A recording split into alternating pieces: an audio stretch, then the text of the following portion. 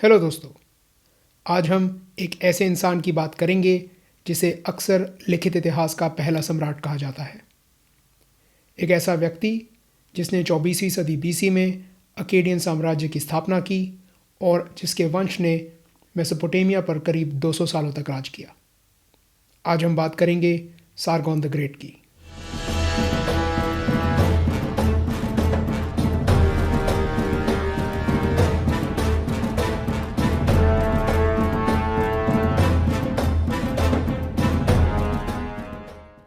Hello दोस्तों, episode 17 Sargon the great में आपका स्वागत है। सारगोन, जिसे सारगोन ऑफ अकाड के नाम से भी जाना जाता है, उसकी कहानी बहुत ही पुरानी है, करीब 4,500 साल पुरानी।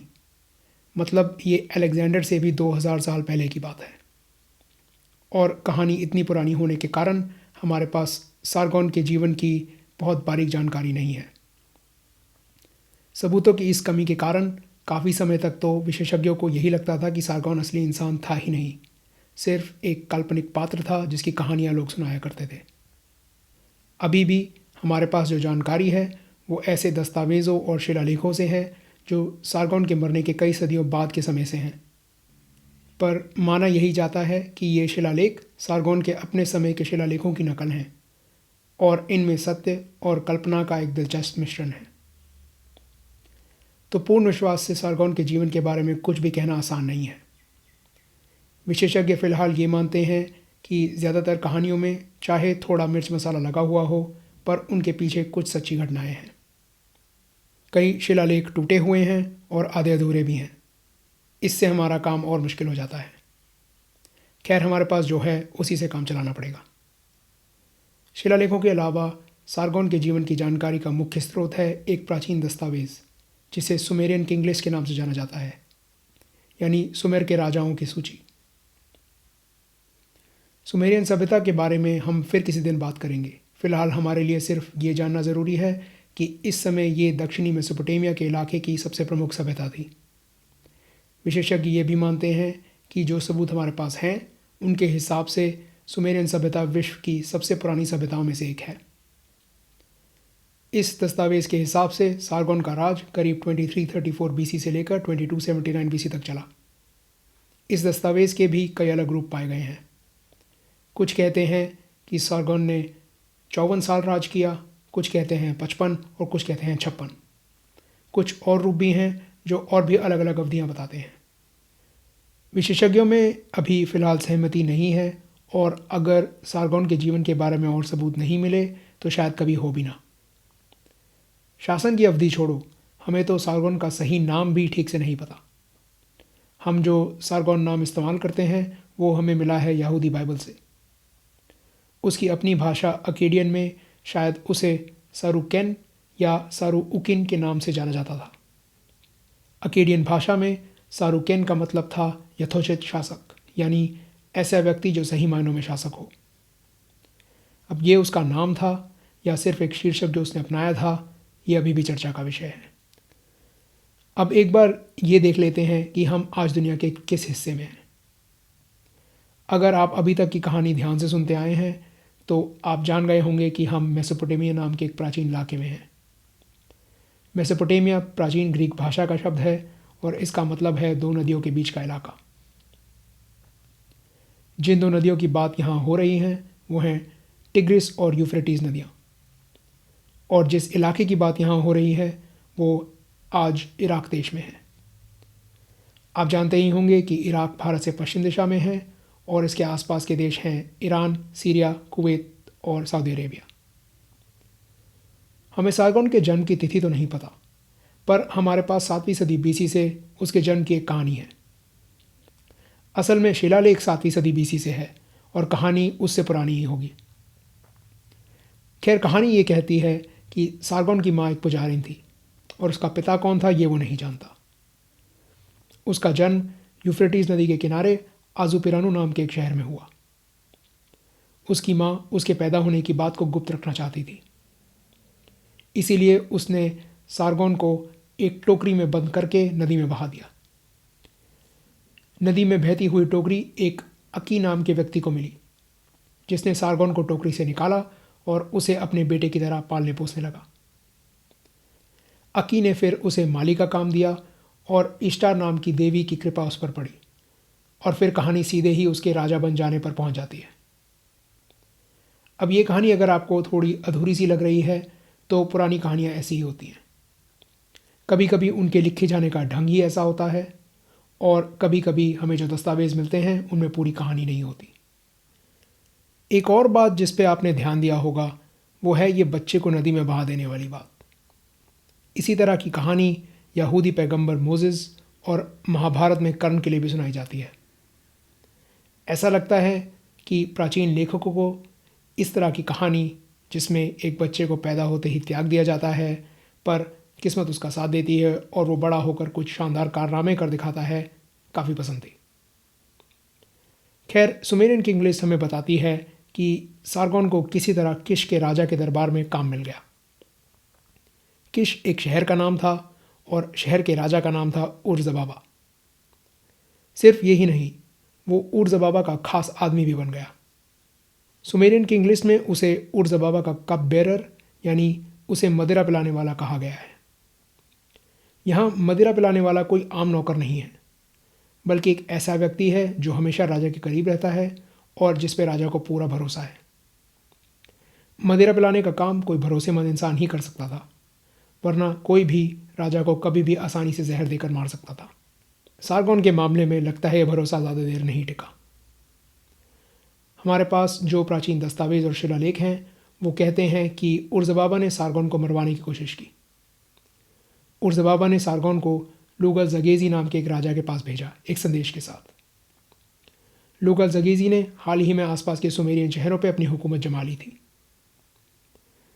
संदेश ये था कि लूगल जगेजी सारगोन को मार दे, यानी सारगोन के ही हाथों उसकी मृत्यु की दरख्वास्त भेजी जा रही थी।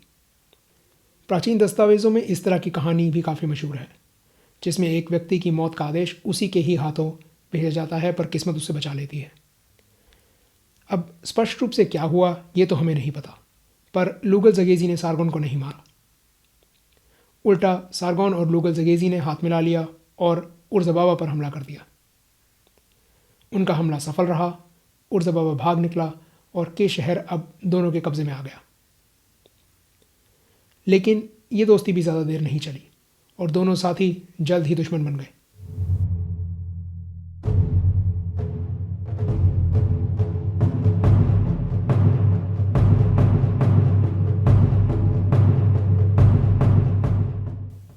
जब युद्ध के मैदान में दोनों का सामना हुआ तो जीत सारगोन की हुई।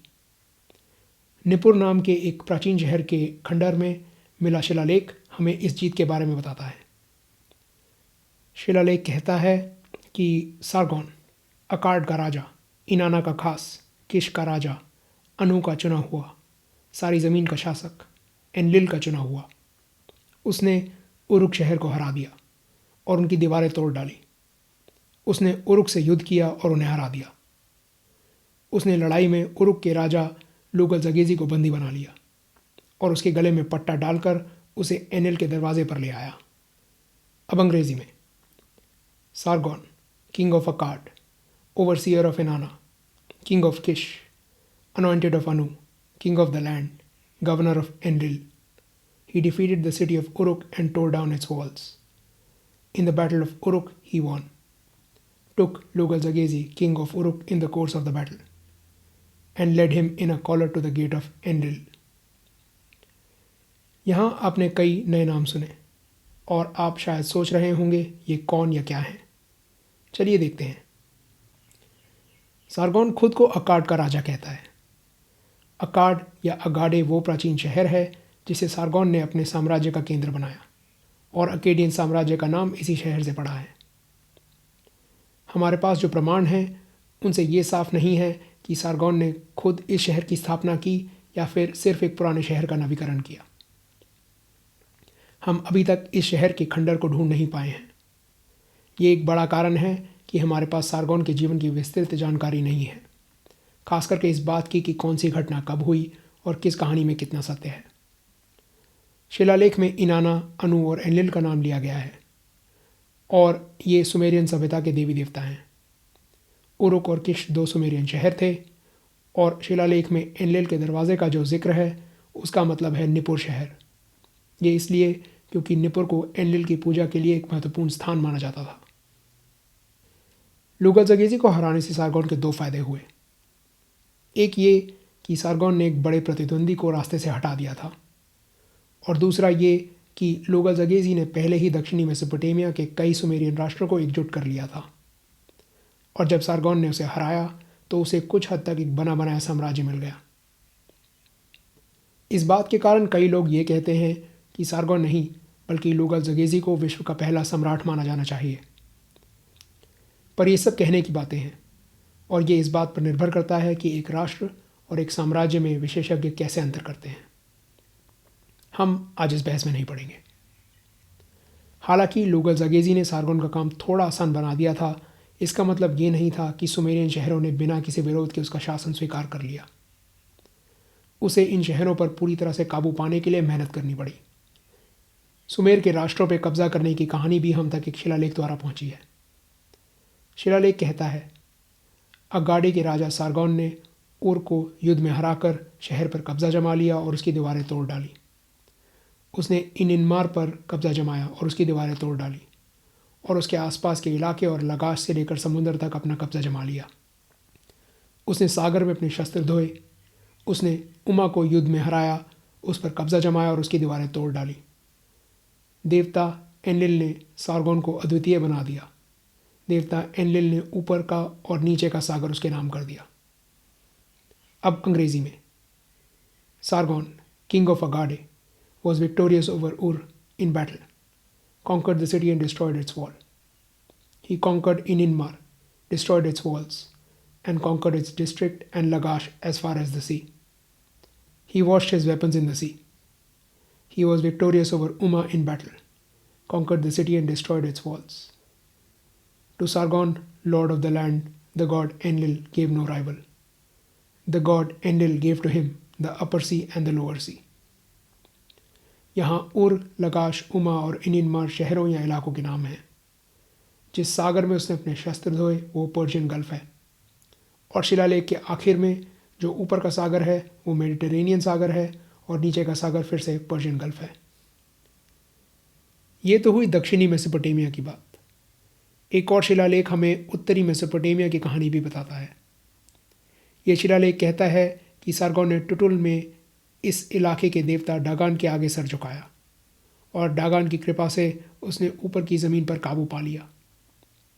इसमें शामिल थे मारी, यरमूटी और इबला, और देवदार के जंगलों और चांदी के पहाड़ों तक का इलाका। अब अंग्रेजी में। Sargon the king bowed down to Dagon in Tutul.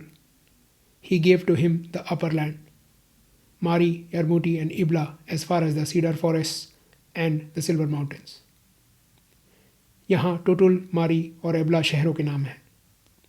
यरमूटी भी शायद एक शहर है, और जिन जंगलों की बात यहाँ हो रही है वो संभवत लेबनान और सीरिया के जंगल हैं, और जिन पहाड़ों का जिक्र हो रहा है वो टर्की में हैं।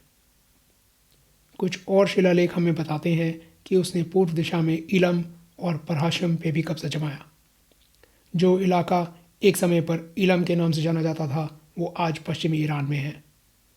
परहाशम का इलाका, जिसे सुमेरियन भाषा में मरहाशी या बरहाशी भी कहा जाता है, वो शायद दक्षिणी ईरान में पड़ता है।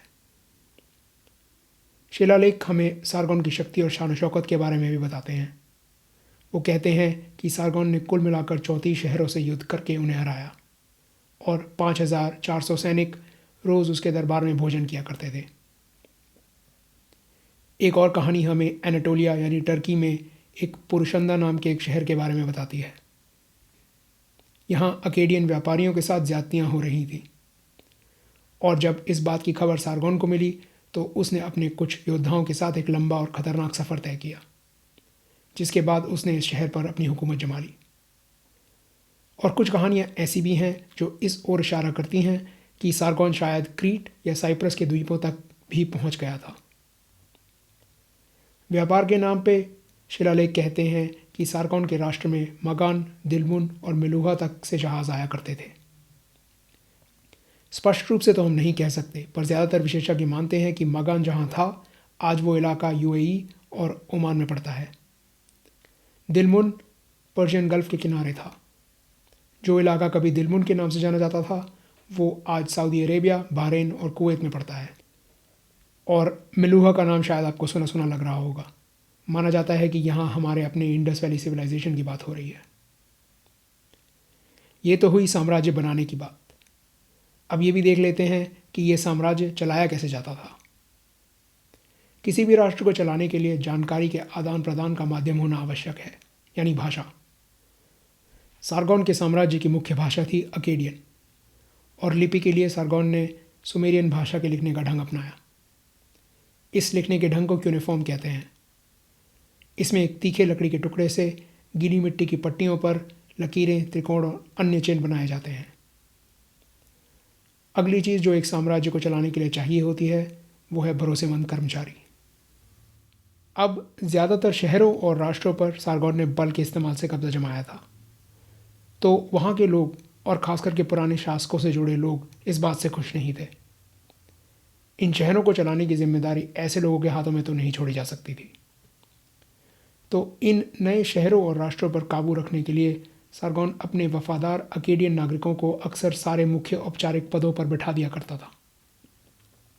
साथ ही वो हर शहर में अकेडियन सैनिकों की टोली भी तैनात कर जाता था, ताकि कोई भी बल के इस्तेमाल से अकेडियन हुकूमत को चुनौती न दे पाए।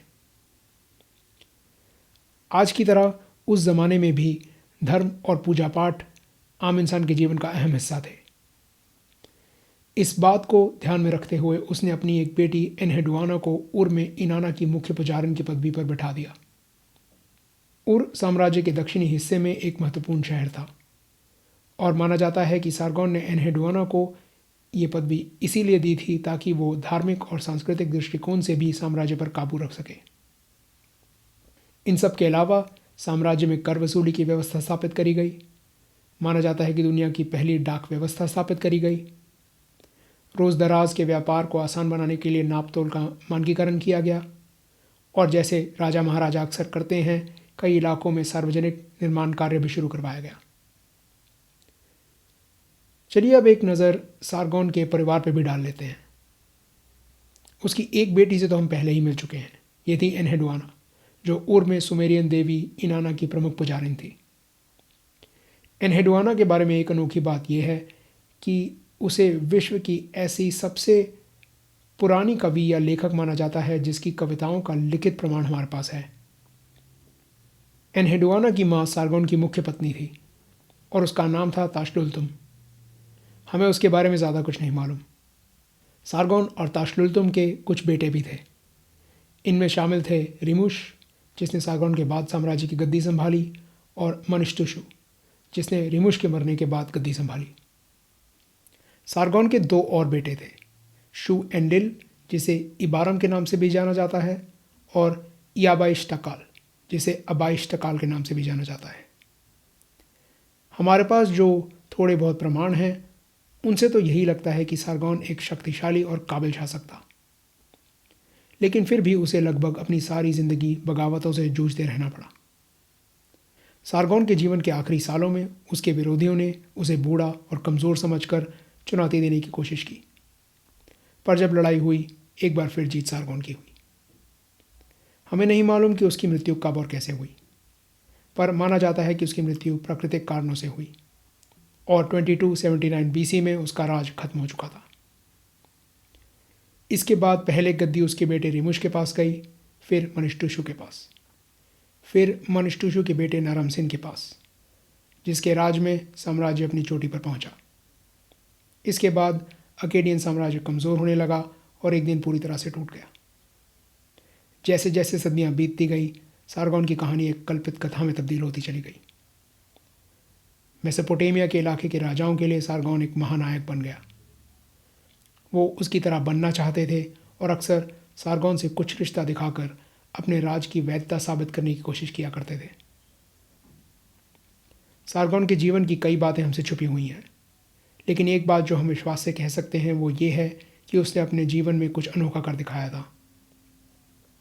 उसने मेसोपोटामिया के इलाके के लड़ते झगड़ते शहरों को अपनी शक्ति से बांध कर एकजुट कर दिखाया था। उसने साम्राज्य बनाने और चलाने का एक ऐसा नक्शा या ढांचा तैयार कर दिया था जिसे उसके बाद के शासक हज़ारों सालों तक इस्तेमाल करते रहे। ये थी सारगोन द ग्रेट की कहानी। उम्मीद है आपको पसंद आई।